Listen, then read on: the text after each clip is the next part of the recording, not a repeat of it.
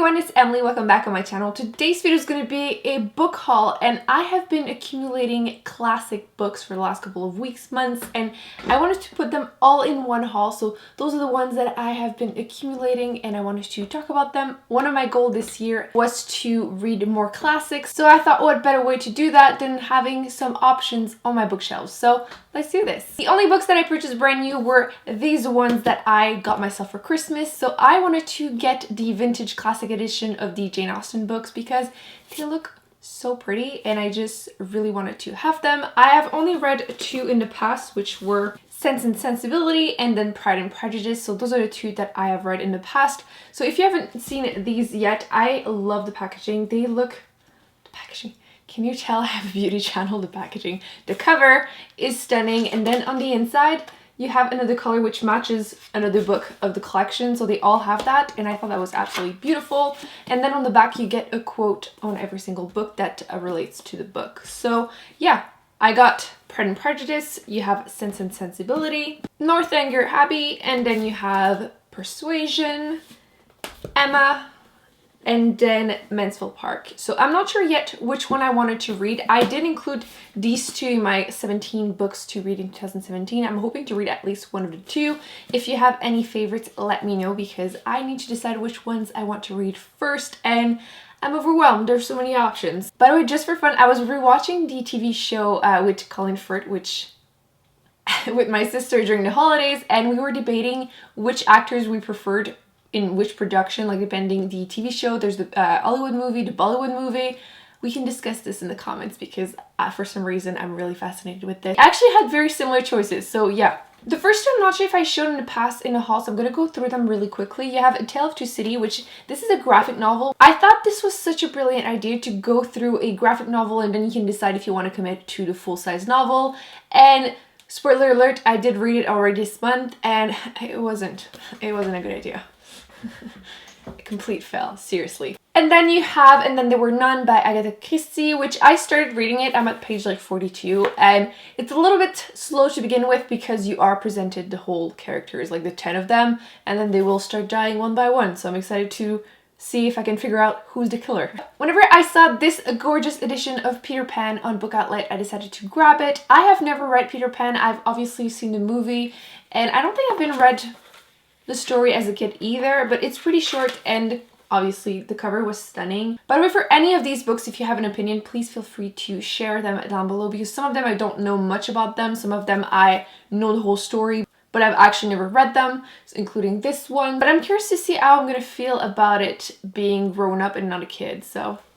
Then I have Jane Eyre by Charlotte Bronte, which I don't know how I went through my whole life without hearing any spoiler for this book. I have no idea. All I know is that it is a love story. I believe it's with a married man or something, and it's pretty tragic. I think it finished well. Oh yeah, in the back it does say happy ending. So I feel like very often the classics don't necessarily have happy endings. So I'm curious to see how it's going to be to read a classic romance book, considering that I'm usually not big on romance. I feel like this is one of those books that people either love or hate. Actually, classic in general seems to be the case. Either people love them or absolutely despise them. So I'm curious to see how I'm going to feel about this one. I actually like the edition. It is pretty damaged. Like it got cracked pretty badly, but I really thought the edition was pretty, so I decided to grab it. And I was like, oh, it's not as big as I thought it would be. It's just like 400 something pages. But then I started writing and it's like the tiniest writing ever. So I'm dreading it a little bit. I've actually never read anything by any of these sisters, the Bronte sisters, so if you have any favorites that you would recommend, please feel free to leave them in the comments. I need to get to it. So, you know how I was saying tragic endings? I feel like this one, from what I've heard, this will make me cry, and it's pretty tragic and just very sad, and it is Tess of Duberville by Thomas Hardy. From what I've heard, Tess doesn't really end up having a really nice life, and apparently that's gonna break my heart, and I don't know why I do that to myself, but I seem to be in a mood during the winter to read pretty sad books, and yeah. Speaking of tragic books, I just realized that I don't have it here. I'm not sure, I can't find it. Anyway, I got the book The Road, which I know is a man with his 9-year-old son that are just traveling throughout the US after basically the end of the world happened, and apparently that's also gonna make me cry, that, you know, basically trying to survive at the end of the world. So again, that's the type of books I'm in the mood for during the winter. I don't know why. By the way, there is other classics that I want to read, but because I buy most of these, like 99% of my books used, I don't necessarily always get the ones that I want to read like ASAP because they're just not there. But yeah, those are the ones that I decided to pick up that I was interested in. So I have never read any Virginia Woolf books, so I picked up these two. I actually really love the cover of Miss Dalloway. But from what I know, you're just following a woman. It's just one day in England after World War I. And that's basically all I know, but I really like the cover, and it's one of her most known books, so I decided to get this one. And the next one is To the Lighthouse, which again is a family, just ordinary life, ordinary day type of book, which I am intrigued to see if I'm gonna like this. Again, something people seem to either love or hate. I'm not sure how I feel about that cover though, but when I don't know the story, I'm really bad at explaining plots, so be warned. I got Cat's Cradle by Kurt Vonnegut. I've never read any of his books, and he's the type of person that people either love his humor or don't, and you're following someone that goes after the kids of a creator of a weapon that could basically kill everyone, and it's mostly just an excuse to talk about, is it like religion, politics, and things like that, so we'll see. I thought I would pick up one of his books and decide if his writing is for me or not. I've been wanting to read more books by the classic Russian authors, which you will see at the end, but one of the short books I picked up was this one, which is The Brothers Karamazov by Fyodor Dostoevsky. Words are hard today. And I don't know much about it, but I really like the edition, which it looks pretty beat up, but it feels really soft and really old. I think this one is in the 60s that it was published. I think 63. I just saw it at my library sale and I decided to get it because they were like $1 and I've been wanting to read this one. I don't know much about this book, but people seem to say that it takes forever to read even though it's pretty short. I've been really wanting to read The Hobbit by J.R.R. Tolkien. I have read Lord of the Rings a few years ago and it was in French, but I have never read The Hobbit. I tried to see the movies and I just couldn't do it. It just really wasn't for me. But I have heard that the books is obviously much better. They made 3 movies out of one book and created some characters and everything. So I expect to like the book a lot more. I know this one is a children's book, so it should be easier to read than Lord of the Rings, which was, even in French, it was very difficult. It was so long, but so worth it. And I'm excited to go back into that universe basically before, but yeah, I've been really wanting to get this. There's so many beautiful editions, but I thought this one was really pretty and it was affordable, so I decided to grab it. If you have read it, let me know what you think about it because I've been wanting to go back in that universe and I think this is going to be a great way to do so.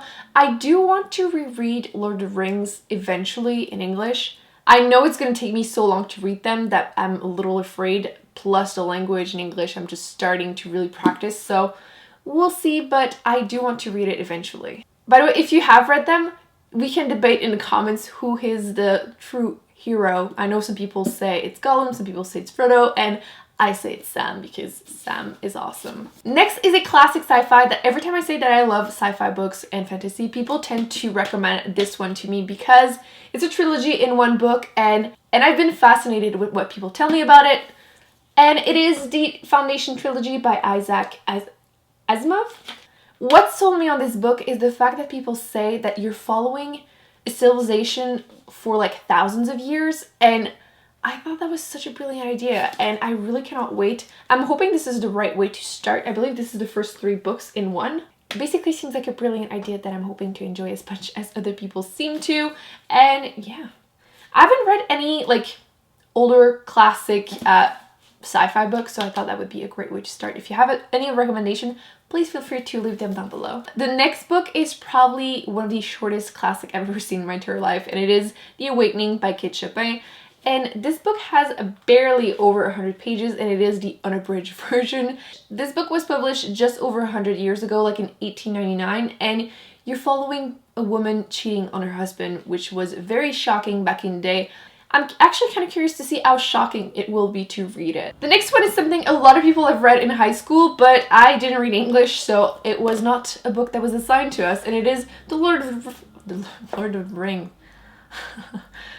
And it is The Lord of the Flies by William Golding. In this book, you're following a group of schoolboys. Basically, there's a plane that crashes on a remote island, and then they start creating their own, like, I was going to say government. That's not really what I mean. Basically, it shows kids being not so nice. I feel like a lot of people seem to think that kids are, like, perfect, but some of them act a little bit like sociopaths. So I feel like this is going to be pretty dark, and I am ready to be shocked. I feel like this book has been going around a little bit more on BookTube than the other ones, and it is Rebecca by Daphne du Maurier. In this book, you're following a girl that is being married to a widowed man, and she's basically living in the shadow of the past wife, and I think there's some type of thriller part, someone dying, killing someone. So I don't know much, don't want to know too much, and this is getting so dangerous. This book is on so many different, like 100 books to read this year. In your lifetime. 100 books to read in your lifetime. And it is East of Eden by John Steinbeck. And this is kind of a retelling of the Bible with like Adam and Eve and Cain and Abel. So you're following two families going through their lives, and I'm guessing there's gonna be murders if it's about them. And a lot of people say that the writing is absolutely beautiful and that it is something that is a must read. I am totally intimidated by the size of this thing. It is huge. It's only 600 pages, but for some reason it just looks very scary. So we'll see. Speaking of bricks, this book could literally kill a person. The pages are really thin and this is really heavy. And it is A War and Peace by Leo Tolstoy. I did say I wanted to read more classic by Russian authors, and this is definitely something I have been wanting to read. I did watch a TV show, which I don't know how close it is, but the TV show definitely left me feeling empty and dead inside, and I had been told that this is exactly how I would feel after reading this, and it is ridiculously big, like 1,400 pages. I'm hoping that having watched the TV show it will help me being able to differentiate every character, since everyone is called Prince something something and everyone has basically the same name, which seems to be like the #1 complaint when people read his books. So hopefully it will help. But you're following multiple people during one of the war against Napoleon. Some people have happy endings, some people don't, and it just messes up with you and stays with you, or you're following them throughout a couple of years. I'm expecting this to be quite a ride.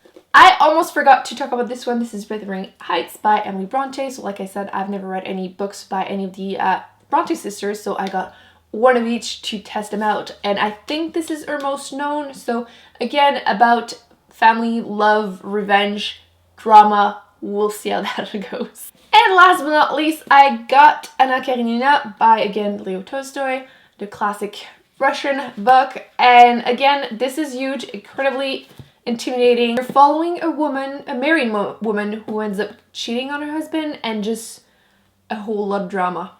So those are all the classic books that I have been purchasing in the last couple of weeks. Let me know if you have read any of these, if you have any opinions, because I would like to hear them, letting me know which one I should prioritize over other ones. If you have any other recommendations, please feel free again to leave them down below. So for anyone else that wanted to talk about Pride and Prejudice, this is the time, because I thought I would include it at the end because I really like having this discussion with people. I just feel like you just learn a lot about them. So favorite characters in different edition, movie, production.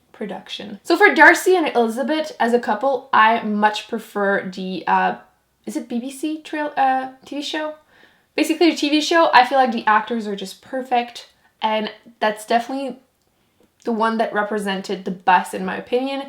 I feel like I did like the Elizabeth, I did like Elizabeth in the Hollywood version, but she was a little bit too sassy. I feel like it was just a bit much, and I don't know, I just really like the actress for the TV show. The cousin and the youngest sister, which drives me absolutely mental, and I know it's probably the case for most people, and it's obviously the point, but I prefer the cousin and the youngest sister in the Bollywood version.